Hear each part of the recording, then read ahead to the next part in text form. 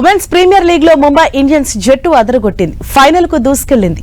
రాత్రి గుజరాత్ జైంట్స్ తో జరిగిన కీలకమైన ఎలిమినేటర్ మ్యాచ్ లో 47 పరుగుల తేడాతో గ్రాండ్ విక్టరీ కొట్టింది. 214 పరుగుల లక్ష్యంతో బరిలోకి దిగిన గుజరాత్ 19.2 ఓవర్లలో 166 పరుగులకు పరిమితమైంది. గిబ్సన్, లిచ్ఫీల్డ్, ఫల్మలి మినహా పెద్దగా ఎవరూ రాణించలేదు. ముంబై బౌలర్స్ లో మాథ్యూస్ 3 వికెట్లు పడగొట్టగా అమేలియా 2, ఇస్మాయిల్, బ్రెంట్ చెరో వికెట్ తీశారు. ముంబై ఢిల్లీ క్యాపిటల్స్ జట్లు రేపు జరగబోయే ఫైనల్ మ్యాచ్ లో తలపడనున్నాయి. టార్గెట్ కు దిగిన గుజరాత్ జట్టుకు ఆదిలోనే ఎదురుదెబ్బ తగిలింది. ఇస్మాయిల్ వేసిన తొలి ఓవర్ చివరి బంతికే ఓపెనర్ మూనీ పెవిలియన్ కు చేరింది. హెయిలీ మాథ్యూస్ కు క్యాచ్ ఇచ్చి వెనుతిరిగింది. తొలి డౌన్ లో వచ్చిన డియోల్ కూడా నిరాశపరిచింది. జట్టు స్కోర్ 34 పరుగుల వద్ద రనౌట్ అయింది.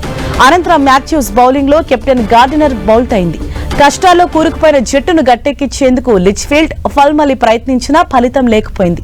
చివర్లో సిమ్రన్, తనూజ పర్వాలేదనిపించారు. తొలుత టాస్ ఓడి బ్యాటింగ్ దిగిన ముంబై నిర్ణీత 20 ఓవర్లలో 4 వికెట్ల నష్టానికి 213 పరుగులు చేసింది.